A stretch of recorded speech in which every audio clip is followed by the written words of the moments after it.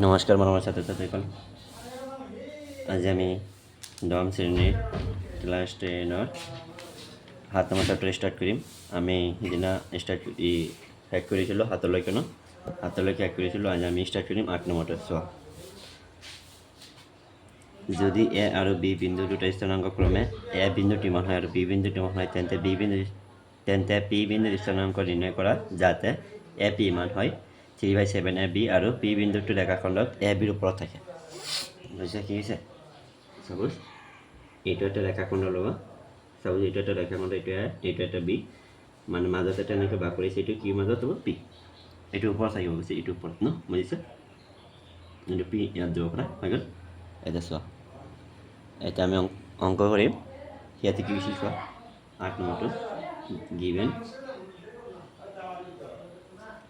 A P equal to 3/7 আছে। এইটো কাৰ ভাগ আছিল? A B. এতিয়া চোৱাচোন, এই গোটেইখিনিৰ ভাগ কিমান আছে? 7। পিছে এইখিনি কিমান আছে? এ পি কি আছে? 3। এইখিনি কি হ'ব? 4 ন, টোটেল 7 হ'ব। বুজিছে? এতিয়া চোৱা, এ পি এইটো ইকুৱেল লিখিব এ বি ন, এ বি ইকুৱেল টু 3/7 ন, এইটো এনেকুৱা হৈছে। এতিয়া চোৱা 3 কিমান হ'ব? 3/4 হ'ব ন, কাৰণ এইটো 3:4। এতেকে এ এংগল নহয়, এতেকে এ দিয়া আছে কিমান? চোৱা -2 -2 আৰু বি দিয়া আছে কিমান? চোৱা বি দিয়া আছে 2, -4। এইখিনি দিয়া আছে আমাৰ পি বিন্দুটো ওলাব লাগিছে। চোৱা লিখিছে এইখিনি বুজিছে? এতেকে আমি পি বিন্দু স্থানাংক ল'ম, হৈ গ'ল। এতিয়া চোৱা, এটা ল'ম, এইটোৰ ফৰ্মুলা আছে তোমালোকে জানা, বিভাজনৰ সূত্ৰ mx প্লাছ mx ডিভাইড বাই m1 প্লাছ m2। এতেকে চোৱা ওপৰত কি হ'ব? m1 x2 m2 y এই x1 ন। যে চোৱা এতিয়া চোৱাচোন, কেতিয়াবা চাবা তোমালোকে x1 দিয়া আছিল, x1 আৰু x2 দিছিল, আৰু m1 দিয়া আছিল, এইটো 3 হ'ব ন। 3 × s2 কিমান আছে? s2 হ'ব 2। কেতিয়াবা চাবা প্লাছ এইটো 4 × হ'ব, এইটো কিমান হ'ব? -2 ন, ডিভাইড বাই 3 + 1 হ'ব, 3 + 4। এতিয়া চোৱা কিমান হ'ব? এতিয়া এইটোৰ লগত এইটো পূৰণ কৰিলে কিমান হ'ব? 6। এইটো মাইনাছ এই প্লাছ এইটো মাইনাছ আছে, মাইনাছ হ'ব -8 ডিভাইড বাই কিমান হ'ব? 7 ন। পিছে এই দুটা যোগ কৰিলে কিমান? -2/7 হ'ব ন। এইটো কাৰ ওলালে? এক্সৰ মান ওলালে। এতিয়া আমি কাৰ মান ওলাম কোৱা? এতিয়া আমি ওলাম ৱাইৰ মান। পিছে ঠিক সেইদৰে ফৰ্মুলা my আকৌ my ডিভাইড বাই কি হ'ব কোৱা? m1 plus m2। এইটো 1, এইটো 2, এইটো 1, এইটো 1 ন।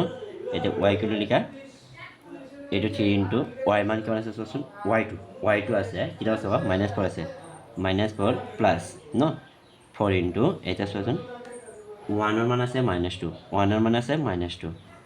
ঠিক সেইদৰে এইটো কি হ'ব? 3 + 4। এতিয়া y ইকুৱেল ৰাখি দিয়া, ৰাখি দিলে এইটো লৈ এইটো পূৰণ কৰিলে কিমান হ'ব? -12 ন, -12 আকৌ মাইনাছ কিমান হ'ব? -8 ন, -8 3 × 4 = 12 আৰু 2 8 ন, ইয়াত কি হ'ব? ইয়াত চাই 7 ন। এতিয়া y ইকুৱেল কিমান হ'ব চোৱাচোন, দুটা যোগ কৰিলে কিমান হ'ব? -20/7। পিছে আমাৰ পি বিন্দু স্থানাংক কিমান ওলাইছে কোৱা? -2/7 এটা, আৰু এটা হ'ব -20/7, মানে এইটো কাৰ বিন্দু ওলাইছে? পি বিন্দু মান ওলাইছে, হৈ গ'ল। এতিয়া 9 নম্বৰটো চোৱা, এতিয়া আমি ষ্টাৰ্ট কৰিম 9 নম্বৰটো। এ দিয়া আছে ইমান আৰু বি দিয়া আছে ইমান। চোৱা -1 আৰু b2 দিয়া আছে। বিন্দু দুটা সংযোগী ৰেখাখণ্ডৰ 4টা সমান ভাগত ভাগ কৰিব, ভাগ কৰি বিন্দু কেইটা স্থানাংক লোৱা। মানে কি কৈছে বুজিছা?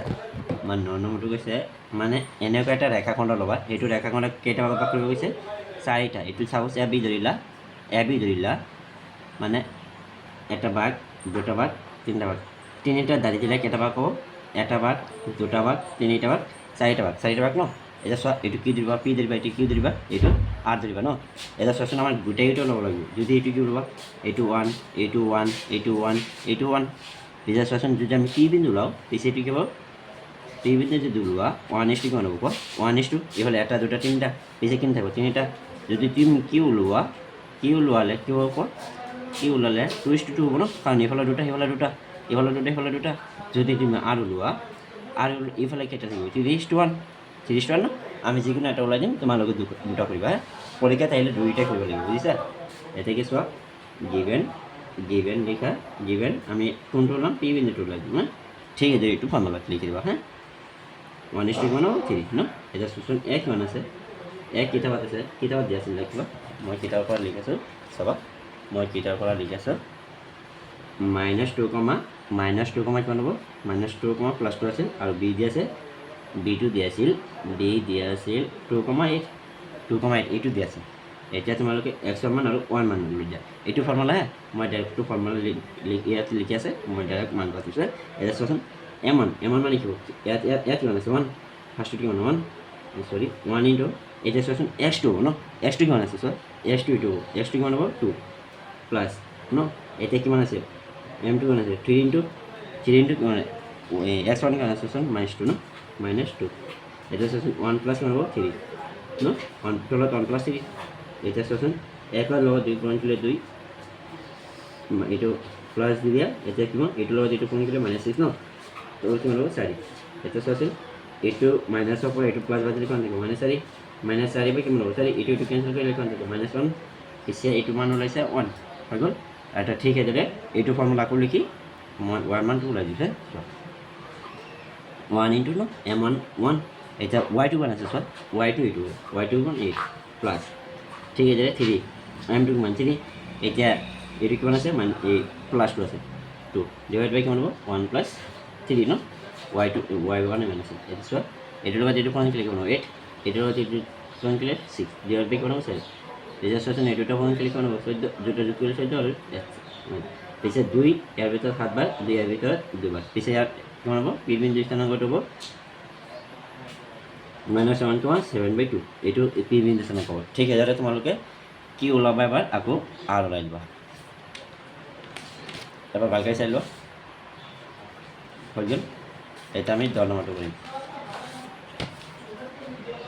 10 নম্বৰটো কি হৈছে শুনিবা একটা লম্বাচা কালি নিৰ্ণয় কৰা যিহেতু তাৰ শীৰ্ষবিন্দুবিলাকৰ স্থানাংক ক্ৰম অনুসৰি ইমান আৰু ইমান দি আছে পিছে ইংগিত দি দিছে সমবাহু কালিটো হাফ ইনটু কৰ্ণ দুডালৰ পূৰণফল এতিয়া চোৱাচোন আমি কি ওলাব লাগিব এতিয়া আগতে এটা ৰং বাছি লওঁ ন চাপ'জ এটা ৰং বাছ আঁকি আছোঁ এইটো কি আঁকি আছোঁ ৰং বাছ যদি কিবা হেৰি হয় মানে কলমেৰে লিখিছোঁ ন চাপ'জ এইটোৰ দ্বাৰা এটা ৰং বাছ এইটো অলপ বেছি হেৰি হয় সেই হ'ব দিয়া এইটোৱে দ্বাৰা এইটো বি দ্বাৰা এইটো চি দি দিবা এইটো ডি দিবা এতিয়া ৰং বাজৰ কৰ্ণ দুটা কৰ্ণ এটা চোৱাচোন দলমতে ৰং বাজৰ কৰ্ণ হ'ব এটা এ চি আৰু এটা কিব ইকুৱেল টু বি ডি ন বি ডি হৈ গ'ল এতিয়া চোৱা ইয়াৰ মান কেইটাত আছিল ইয়াৰ মান কিমান আছে 3,0 বিৰ মান আছে কিমান বিৰ মান আছে 4,5 চিৰ মান আছে -1,4 আৰু ডিৰ মান আছে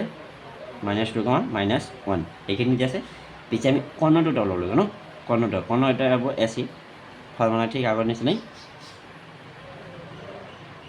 তোমালোকে ফৰ্মুলা পাইছিলা ন এটা ৰুটৰ এইটো ৰুটৰ ফৰ্মুলাটো পাইছিলা x2 - x1 whole square plus y2 - y1 whole square ন এইটো পাইছিলা ঠিক এইটো লিখি দিয়া ৰুটৰ দি দিয়ে এতিয়া x2 এইটো এ এইটো চি এইটো x2 এইটো x1 ন এইটো চোৱা x2 কিমান আছে -1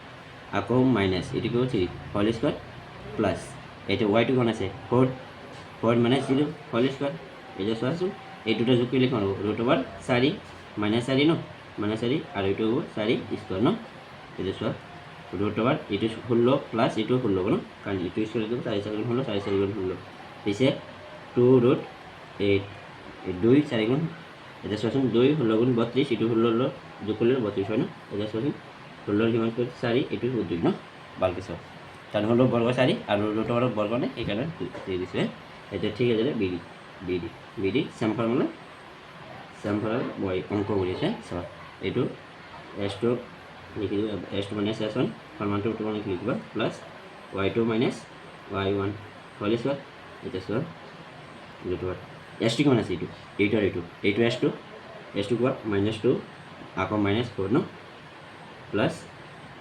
-1 -6 নে 5 সৰি -7 ন √4 এই দুটা যোগ কৰিলে কিমান হ'ব -6 হোল স্কোৱাৰ প্লাছ এই দুটা যোগ কৰিলে আকৌ -6 হোল স্কোৱাৰ ন এতিয়া চোৱাচোন √4 এইটো কেইটো হ'ব 36 আকৌ প্লাছ 1 হ'ব 36 ন এতিয়া 36 কেইটা আছে 2 × 36 লিখিব পাৰিম এতিয়া চোৱা এইটো কেনেকৈ লিখিব এইটো ৰুটৰ ভিতৰত আছে এইটো কিব 6 বৰ্গ হ'ব স্কোয়াৰ ৰুট হ'লে 6 হ'ব আৰু এইটো হ'ব ৰুট অভাৰ 2 বুজিছে ৰুট অভাৰ 36 মান হ'ব 6 আৰু ৰুটটো উঠাই দিব এতিয়া চোৱাচোন এটা ওলাইছে এইটো আৰু এটা ওলাইছে এতিয়া আমি কি কৰিম এটাকে ৰংমজুৰ খালী কি আছিল হাফ ইনটু কৰ্ণ দুটাৰ পৰা কৰ্ণ এটা এ চি আৰু এটা বি ডি ন এতিয়া চোৱা হাফ ইনটু দি দিয়া এতিয়া চোৱা এ চি কিমান ওলাইছে 4 ৰুট অভাৰ 2 ইনটু আকৌ এইটো ওলাইছে 6 ৰুট অভাৰ 2 ন এতিয়া চোৱা